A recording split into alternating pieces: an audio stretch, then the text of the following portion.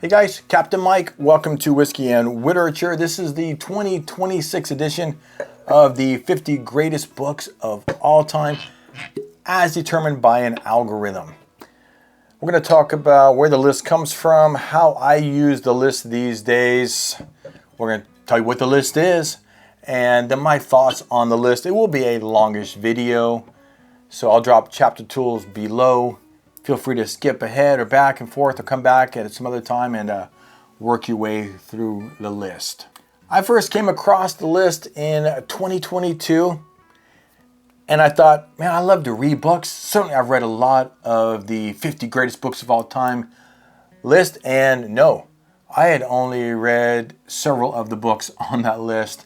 And so I decided to read all 50 of them, added 2 books to get to 52 books in 52 weeks in 2023, and that's why I have a YouTube channel these days. I didn't create the list. Shane created the list. I don't even really know him. We've emailed a few times. He seems like a really nice guy, but I don't have any association with him. And this is the 4th time that I've made a 50 greatest books of all time list video. I do one every year because as list gets added to the algorithm, the list itself changes.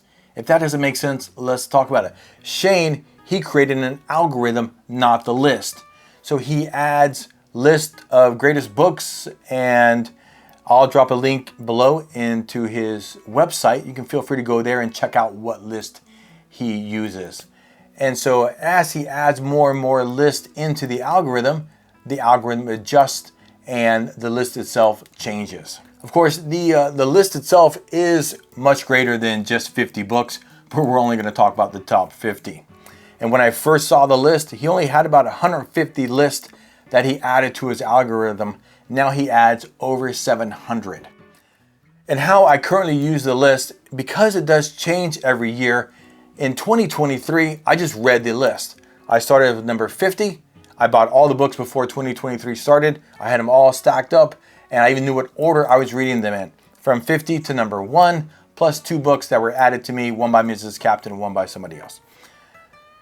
So now what I do is I use the books that are added to the list as kind of the base of my reading list for the following year. So at the end of each year, I take a snapshot of the list. And I believe Shane updates the list every month. But at the end of each year, I take a snapshot of the list, see what changed from the previous list, and usually it's somewhere between 7 and 10 books on the higher end that have been added to the list, as an equal amount of books, of course, have been pushed off of the list, and those books, new to the top 50 greatest books of all time, those become the base again of my reading list. So I do have some of those this year, and we're going to discuss those as we go through the list. And having said that, let's just get right to the list. And I'd love to know what your thoughts are on these books specifically, that as I go through them, if any of them really pique your interest, feel free to shout it out. Or if towards the end of the list you think some books should have been on it that aren't, feel free to tell me what your thoughts are on these books on the list, because I certainly have feels about these books. Here we go. Number 50 of the greatest books of all time, as determined by an algorithm, is David Copperfield by Charles Dickens. And I tell you what, I love this book. I mean, I loved David Copperfield, the book, and I love the character David Copperfield. And I mean, I'm like in love with him. He was so great. It was such a bright and lovely story from the front to the end. Man, I thoroughly enjoyed it. I can't believe I'd never read a Charles Dickens book. 49, and I have it right here, Lord of the Flies by William Golding. Years ago, I went on a cruise with my in-laws and my lovely wife, and the last port was Vancouver, and everyone was like, hey, we're going to go into town and hang out for the day. And it was a week-long cruise, and by this point, I was just tired of people. I mean, and I love my in-laws, but I said, you know what? I'm not going into town today. I'm just going to sit on this ship and read Lord of the Flies. And I did, and I had a great time.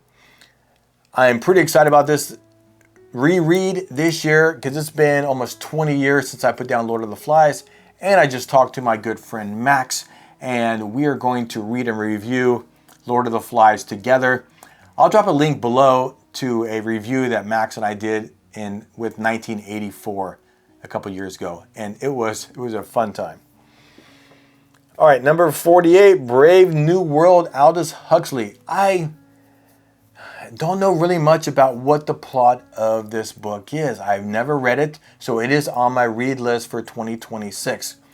But all I do know is that any book that can elicit a response such as 1984 is a book that we should all read. Number 47, Journey to the End of the Night, Louis Ferdinand Céline. I've read the back cover of this book. I've not read it. It's new on the list. And even having read about what it is, I couldn't tell you. But I'm pretty excited. I have it. Going to put it down in 2026. Number 46, 1001 Arabian Nights. Okay, this was on the list in 2023. And I made the mistake of ordering a bowdlerized copy, meaning like a child's version of 1001 Arabian Nights. And I thoroughly enjoyed it. It was a very lovely book. I wept tears as I read this. But a viewer commented that that's not 1001 Arabian Nights. And so he suggested the Penguin Classics, which has 3 volumes, I believe. And they are pretty large books. So for 2026, I'm going to read Volume 1, Penguin Classics, 1001 Arabian Nights. And I'm pretty excited to read the adulting version of these stories. 45, Collected Fictions by Jorge Luis Borges. I lived in Argentina for 2 years. I love Argentina. I love the people. I love the food and the culture. And so I was really excited to read Collected Fiction by Borges. And man, it let me down. I don't know if I was just expecting more gauchos or grit or I don't know, but the style that Borges employed, it didn't quite do it for me. It was a big letdown. All right, 44, Absalom by William Faulkner. This was on my list in 2023, and I read it, and I had nothing good to say about Faulkner for like 3 years almost. Until last year, I decided to reread Sound and the Fury, and it completely changed my opinion of Faulkner and his work. So, even though I've read Absalom, I decided going forward to reread a Faulkner and read a new one. So despite having already read this, Absalom is going to be on my list this year for rereads. And I'm pretty excited to return to this Faulkner that I absolutely loathe in 2023. 43, The Little Prince by Antoine de Saint-Exupéry. Oh my gosh, I love The Little Prince. I read this last year because it was on the list. And when I got the book, I was like, this is one of the 50 greatest books of all time. It's like a little kid's story. But what a story. This is what you need to do. If you have read The Little Prince, read it again. If you haven't read it, go get yourself a copy, read the book. Once you've read the book, read it to someone that you love or that you care about. And read it out loud. And I think it will change the way you think of the book, and you will love it and appreciate it even more. I know that I did. 42, On the Road by Jack Kerouac. I don't know anything about this book. It was on the list last year, and my life's been in shambles, kind of. And so I didn't read it last year, so I'm going to read it this year. And the cover looks really cool. Other than that, I have no idea what this is about. 41, Frankenstein by Mary Shelley. So this was not on the list of the 50 greatest books of all time in 2023, so it's made it up there this year, and I think last year as well. But in 2023, I said I read 52 books, and this is the one that was assigned to me by my wife, Mrs. Captain. And I had never read it, and what a powerhouse of a book. I really, really enjoyed it. I like to think that I could have told that it was written by a woman. And I mean that in the best sense, in the sense that a guy author probably would have describe the monster and the creation process and ad nauseum. We don't get any of that. We don't really know how he was created. We don't know really what he looks like. We don't really get these descriptions. We just get the monster and how he feels. What are his feels and why does he feel that way? And his sense of alienation and loneliness and despair. And this turns into some rage. And what a story, Frankenstein. 40, The Red and the Black by Stendhal. I read this book in 2023 and I didn't quite get it.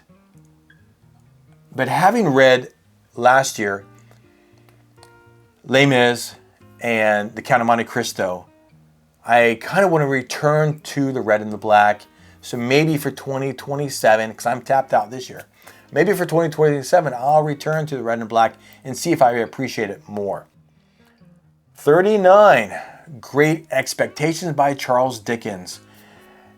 I'm more of a David Copperfield guy, but I can 100% concede that Great Expectations is a superior novel. It has better bad guys, the plot line and everything, the style, everything was better, if you will, about Great Expectations. So I just had such a lovely feeling reading David Copperfield. I think it's better. But Great Expectations is a fantastic novel. All right. It's thirsty work here. Angel's Envy.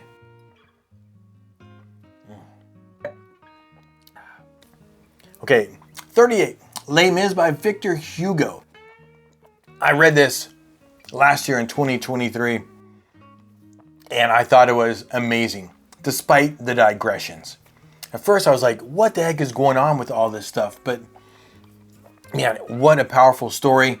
And even the digressions, I thought were, you could learn something, and they kind of gave a little extra backstory and built the story up. They weren't necessarily totally integral to the story, but I thought the whole thing was great. Such great characters. 37. The Iliad by Homer.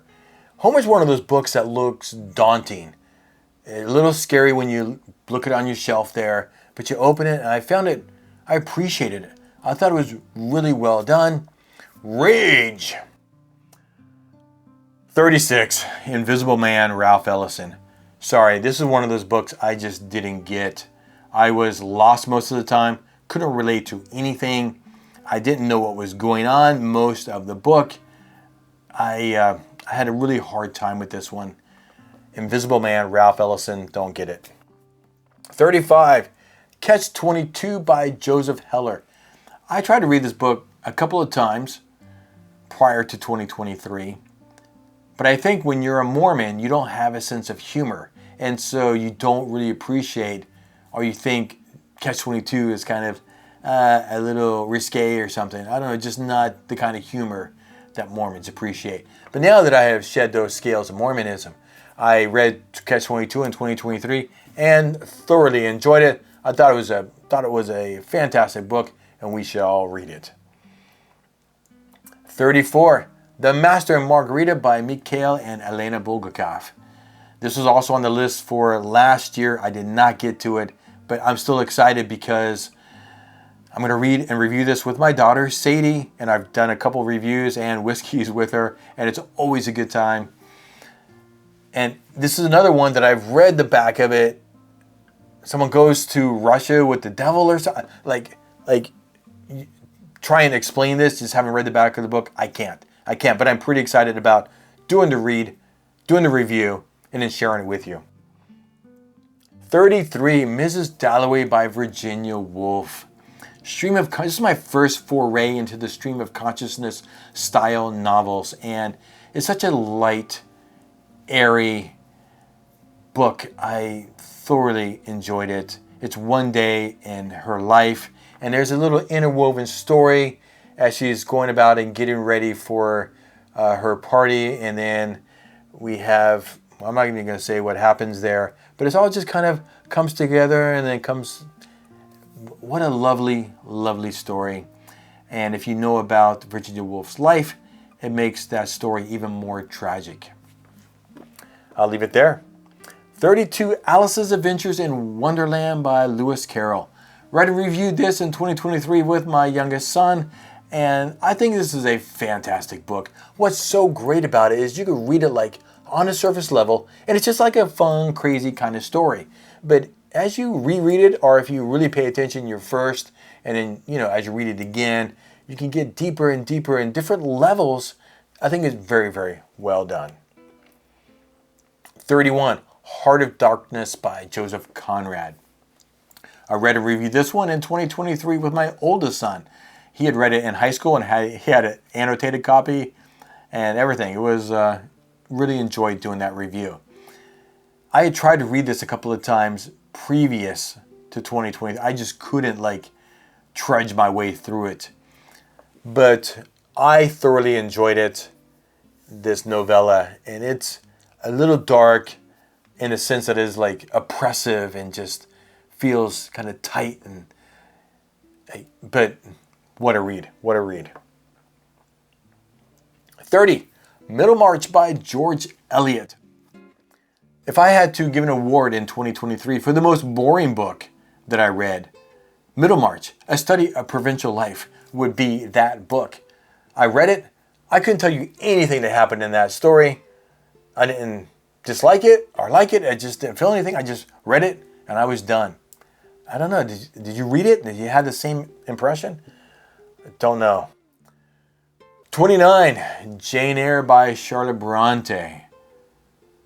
Who knew that Captain Mike liked 19th century romance novels? Apparently I do, because I love Jane Eyre.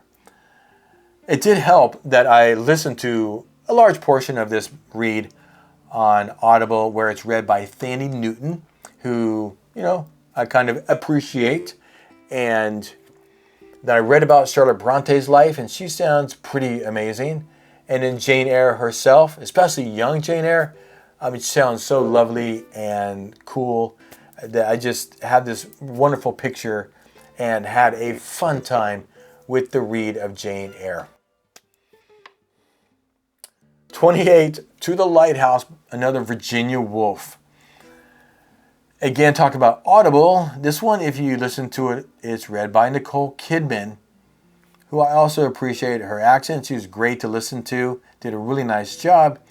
The book itself, I felt like second half, certainly the second part, it just really takes off. And what a story. I thoroughly enjoyed Virginia Woolf. I haven't committed to going back to Virginia Woolf. I don't know what her other stories are. If you have a favorite Virginia Woolf story that's not To the Lighthouse or Mrs. Dalloway, let me know, and maybe I'll put that on my list for 2027. Book number 27, The Magic Mountain by Thomas Mann. I think what happened, part of the problem, some of these books that I didn't really appreciate that I read in 2023, because I've been used to in my life reading, mystery thrillers, horror, science fiction, fantasy, a lot of nonfiction, and I didn't dabble in these classics, and the pacing's different. Everything's just kind of different about Thomas Mann compared to Stephen King or Brandon Sanderson. And so, I've decided to revisit The Magic Mountain this year in 2026, and we'll be doing a reread because I really didn't appreciate it in 2023. 26, The Divine Comedy by Dante, sitting on the shelf in my books from 2023. This was the scariest looking book. It was large, had this crazy looking cover, just kind of intimidating, and I didn't really know what to expect. And I'm more of a Purgatorio and Inferno kind of guy. He lost me a little bit in Paradiso, but it was cool to know God's light or whatever that exactly that means at the end there. But I appreciated the read. I thought it was kind of crazy and fun, and it's interesting how much of modern culture refers back to The Divine Comedy by Dante. So it's worth a read. Little difficulty levels, fairly high, but put it down. 25, The Grapes of Wrath by John Steinbeck. It's powerful, it's evocative, it's man, this story, it's just tragic. It's sad. I thoroughly enjoyed it. Do you enjoy a book like that exactly? I mean, it was a tough read in some respects. Not as far as reading it goes, but reading about when you know some people's, their experiences were. 24, The Odyssey by Homer. I am actually looking forward to the adaptation that's coming out on the big screen this year, despite any flack about the actors who are playing the roles. But the Odyssey, I mean, my God, how about that ending? It was insane. The entire book was really, really well done. But the casual violence in the ending of the book, I thought was just astounding. There's, I think, a huge difference between most modern persons and those from this time. I mean, it was just, if you've read the Odyssey, you know what I'm talking about. Just this casual, offhand violence. It was astounding. 23, The Adventures of Huckleberry Finn by Mark Twain.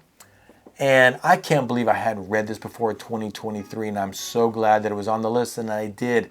This classic American novel, story of love and friendship and hope and adventure. Man, really well done. 22, Madame Bovary by Gustave Flaubert. A story of dissatisfaction, adultery, and excess, leading to tragedy and loss. And the crazy thing is, this was brought on by reading romance novels, the character. And I think that kind of it applies to today. I mean, how much do we watch popular media, whether you read or watch whatever, whether it's your phone or the big screen, and we see these idealized persons and lives and families and homes, and they say comparison is the thief of joy. And I believe it. You know, it's difficult to find someone who's satisfied in the world today. 21, The Stranger by Albert Camus. I'm glad that this book was short. Absurdist fiction. It was a crazy, stark, sparse story about a senseless murder, which I think is kind of a common theme. You know, this sense of alienation and loneliness.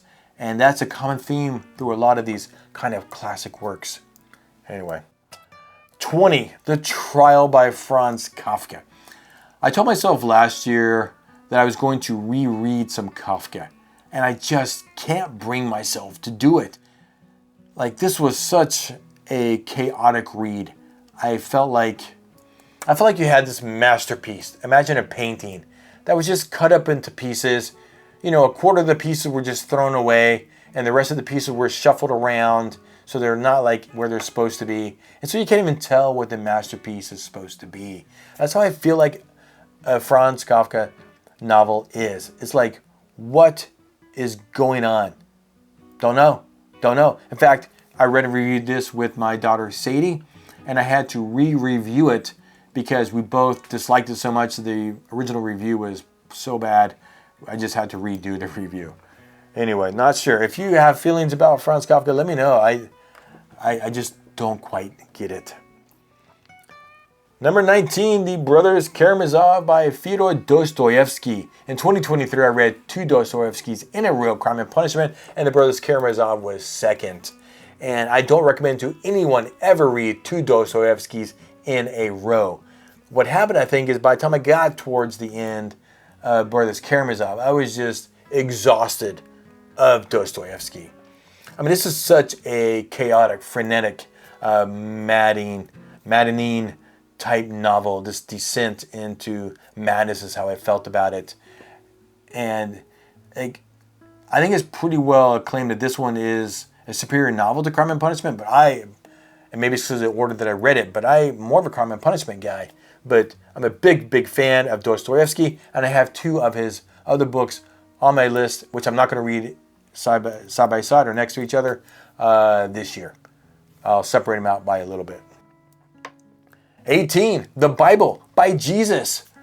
I've read this 3 times in 2 years in Spanish when I lived in Argentina, and I've read it 4 or 5 times cover to cover in English. And I just went and bought a new Bible just a few weeks ago because I realized that in Hurricane Helene, I had lost all my Bibles. I might not even crack that thing open, or certainly not planning on reading it cover to cover ever again. But I just felt weird not owning a Bible. And however you or I may feel about the Bible, I think we can all agree it is certainly one of the most important books of all time. Is it one of the greatest books of all time? I don't know. But most important, certainly. Does it deserve to be on this list? I don't really know. 17, To Kill a Mockingbird by Harper Lee. This is my mom's favorite novel. She says she's read it a ton of times. I think she said like 100 times, which is hard to believe. But maybe. I don't know why not. And I'm ashamed that I had never read To Kill a Mockingbird before 2023. And I wept. It was such a fun read and sad as well in all these kinds of ways, as the best books are. It has some of the most enduring characters. Scout, come on, man, you've ever read in a novel. I love To Kill a Mockingbird. 16, thank you, The Lord of the Rings by J.R.R. Tolkien.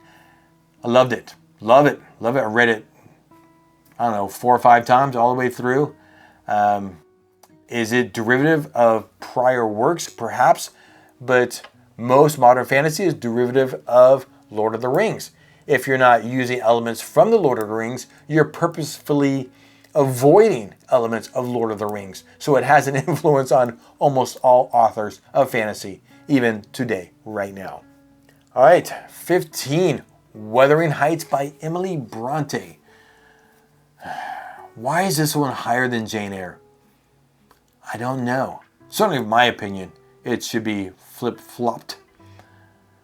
I don't even think it's a romance novel. Do you? Wuthering Heights a romance novel? I don't think so. And I feel like it's really tight. Like the story is small. Like it's just right there. But having read about Emily Bronte, I feel like her life, through her sickness and whatnot, in the time that she lived, was tight and small. And so it makes sense to me that she wrote stories that were that way. 14, War and Peace by Leo Tolstoy. Tolstoy is the man. I tried to read this when I was in high school, and I did make it through. Couldn't do it. But it was a pretty, obviously, very large book. There on the shelf. It's the biggest read that I had in 2023. And I thought it was amazing. From start to finish, I thoroughly enjoyed it. 13, Lolita by Vladimir Nabokov. I enjoyed it. I really did. There's controversy. Is it a love story? Is it not? It's controversial. In the end, it's just a story that I enjoyed. Lolita. 12, Pride and Prejudice by Jane Austen. Honestly, as I was reading this, I was underwhelmed. It's like, what's the big deal? Didn't get it. I'm reading this. I'm like, why does everyone love this book? And then I got to the ending. And I mean like the last 3 chapters. And I get it. I appreciate it. I'm still not going to watch the show or the movie, or they probably have movies and shows. I'm not going to do it. But the book, I really, really enjoyed it. 11, the other Dostoevsky, Crime and Punishment. I am definitely more of a Crime and Punishment guy. Again, love that Dostoevsky. I think any book that makes me wonder, what would I do in this situation? How would I react? How would I handle it? What would I do different? Or would I be just like Raskolnikov? I mean, what would I do if I murdered somebody? Not because you were threatening me or my family, or even just want to steal something from my house, but just because I wanted to steal something from you and I murdered someone. Could you handle it? Like, I like to think I would, but would you do that slow descent into madness? Oh, I love books that ask you questions like that. Number 10, Anna Karenina by Leo Tolstoy. Am I happy that this was above War and Peace this year? Because it wasn't in 2023. And I think my answer is yes. I thoroughly enjoyed it. I've had a couple coworkers tell me this is one of the worst books that they've ever read. And I get why you would think that, but man, I thought it was amazing. It was woven together amazingly. You have Anna's story of tragedy. Again, I say this often, it's apparently descent into madness, ending in tragedy. And Levin's, his rise to the height of joy. And interwoven together, I thought it was masterfully done. These, sweet and sour, these opposing forces. I loved it. Number 9, Don Quixote, Miguel de Cervantes. I tell you what, if I ever do a video on the 10 classics you don't need to read, Don Quixote is going to be on that list. At least the second part. I mean, if you really think you want to read Don Quixote, read the first part. Don't read the second part. Don't need to. That's my opinion anyway. I mean, I think it's great to be familiar with these things so that when you, again, in popular media these days, you hear references. And almost all these books have references to them in the media that we all watch and the songs and stuff like that these days. So I think there's value in that. But, man, you don't have to do it. Don't have to do it. Resist. Number 8, The Sound and the Fury by William Faulkner. Again, I've already expressed my opinion on this book. What I did this year, I think the power in The Sound and the Fury is in the reread. There are things that you read in the first chapter that you don't realize the importance of or why it's in there, the significance of it maybe, until you read the later chapters. The Sound and the Fury is 4 chapters. It covers 4 days, also stream of consciousness. And the way I recommend you read it, the way I did it last year, is I went a little crazy. I read 1 chapter, and then I listened to it on Audible. And then I read the next chapter the next day, and then listened to it. And I gave it a couple days rest. And then I read the 3rd chapter and listened to it. Read the 4th chapter the next day and listened to it. And now I get it. Is William Faulkner the GOAT? Perhaps. Certainly Southern Gothic, American literature. He is amazing. I get it. I apologize. You know, what I said about him in 2023, that's how I felt. And, I have changed my opinion. Number 7, Moby Dick by Herman Melville. Again, I have a couple co-workers who say this is the worst book that they've ever read, and I get it. Like Les Miserables, they don't call them the digressions in Moby Dick, but we have the same thing, right?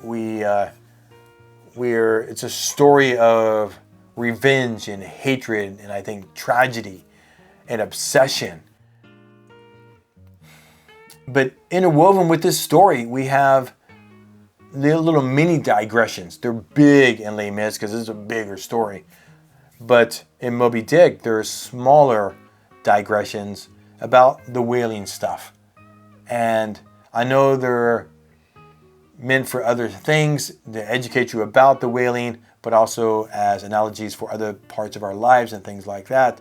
But man, it just, for some reason, these hit me harder than the Les Mis and took me out of the story more for some reason. Okay, 1984 by George Orwell. Read and reviewed this in 2023 with my good friend Max. We'll be doing Lord of the Flies this year. And man, it was fun. It was fun to do the review. I read this before and I enjoyed reading it again. It is it's probably the scariest book I read in 2023. It was terrifying in its truthfulness. And it still applies to today, right now. You should read 1984. Okay, on to the top 5 books of all time as determined by an algorithm. What do you think those top 5 books are? Any clue? Any idea? Who's the authors? Let's do them. Number 5, 100 Years of Solitude by Gabriel Garcia Marquez.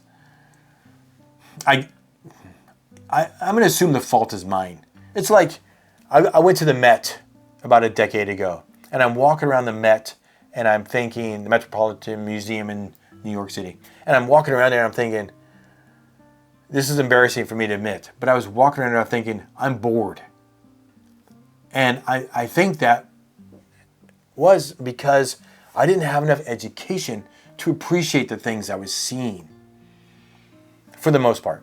And I think not knowing a lot about these books, like the Met, I think it's me. I read this book and it's supposed to be so amazing, and maybe magical realism is just not my thing. I don't know what it was exactly, but this book fell flat for me. Maybe you have a different experience. And I have friends who think the world of Gabriel Garcia Marquez and this book, and I just don't get it. Okay, number 4, The Catcher in the Rye by J.D. Salinger. Never read it. I thoroughly enjoyed it. Maybe I would have enjoyed it more when I was 17. But this great American novel was amazing. This, again, alienation, rebellion, again, loneliness, and also faithfulness, I think. It was, what a story. Man, I really enjoyed it. Well-deserved, number 4. Number 3, The Great Gatsby by F. Scott Fitzgerald. Another American author throwing down, this time, a gold-gilded heavyweight. But behind all the glitz and the glamour is tragedy fueled by hedonistic excess and moral decay. I think authors of this time were pretty awesome. I mean, contemporaries, right? F. Scott Fitzgerald, Hemingway, Faulkner, they all knew each other. And very, very different writing styles. The Great Gatsby, number 3, I think well deserved. Number 2, In Search of Lost Time by Marcel Proust. Do you think anyone has ever read all 7 volumes? Have you? If you have, shout out below and tell us what you think. I only read Swan's Way in 2023, and again, I just didn't quite get it. I literally read the entire book, and I couldn't tell you one thing that happened in that entire story. Couldn't tell you. I don't know. It was not there for me. I'm wondering, again, was it me? Am I the problem? Perhaps. I'm trying to decide, can I return to it?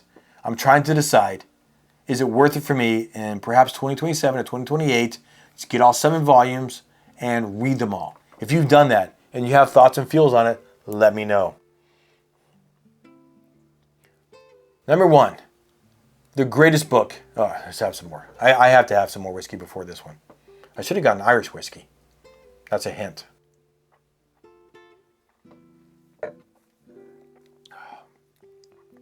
Okay. The number 1 greatest book of all time, as determined by an algorithm, is Ulysses by James Joyce. I told myself last year I was going to reread this. And I got it just past that first chapter. And I just couldn't do it anymore. I mean, I said bad things about Faulkner in 2023. I said even worse things about James Joyce. Any author who says about their book, and I'm paraphrasing here, there's enough puzzles and enigmas in this story to keep professors guessing and trying to figure out what he's trying to say for 100 years. That's not a book that I don't think that I think I want to read. I just don't want to do it. I mean, the book doesn't have to be easy. Like Faulkner was a difficult read. And there were definitely glimpses of genius and greatness in Ulysses. Again, maybe it's me. Maybe, I don't know. This book, it's not James Joyce, because I also read in 2023 A Portrait of the Artist as a Young Man. And I wept when I read that book. But I did so because that semi-autobiographical book, it spoke to me. Like, that was also in part my story. And so I appreciated that. And I was really looking forward to Ulysses in 2023. And I was astounded by this book, and not in a good way. I even went to Ireland last year. I took a picture of the James Joyce statue. So I'm a fan of James Joyce, but Ulysses, I don't know, man. I don't know if I could ever read it again. Maybe I should, but I'm not sure I can do it. Okay, there we have it. Again, the top 50 greatest books of all time as determined by an algorithm. What are your thoughts on it? I think it's actually a pretty good list overall. I've spoken about which ones I think are kind of a dud on there or wouldn't be on my list. I mean, certainly if I made a list of Captain Mike's top 50 greatest books of all time, it would look different than this list, and it would look different than a list of you could make. Like if you made a top 50 greatest books of all time list, it would look very different than, again, mine and this one and everyone. And yes, it's a fairly academic kind of list. If you go look at the list that he feeds into the algorithm, it makes sense, right? It's not heavy on Harry Potter and things like that, though they are on the list farther down. It's not like popular books or popular, I don't know, you get what I'm saying. And Shane, he seems pretty receptive, and you can feel free to go to his website. If you know of a list, go check it out and see if that list has already been added. And if not, send a suggestion to Shane, and he said he'd be happy to add lists to his algorithm. For me, there's a couple books on there that I would not have. I think I mentioned those already. You kind of get my feels. And I think a big miss on there would be Hemingway. I mean, from the classics. I mean, no Hemingway on the top 50 greatest books of all time list in 2026. To me, that's a shocker. And I'm reading 2 Hemingways this year in 2026. And my list would be kind of heavier on maybe some more horror, more sci-fi, some fantasy. Certainly Dune would be in the top 5, if not top 3 for me. Like this is a series and a book that I really appreciate. I thought it's very, very well done. And I'd love to know what would your top 3 books be? I'm gonna have to do maybe a short of that pretty soon here. Top 5 or 10 Captain Mike books of all time. Love to know what your thoughts are on the list and any books specifically. All right, my guys, I appreciate if you made it this far into the video. Like it, it's free. Subscribe to see more of my content. Again, I talk about whiskey and books, but for my friends, you know what to do. I hope you're reading something good, drinking something great, and wearing that damn hat. Cheers.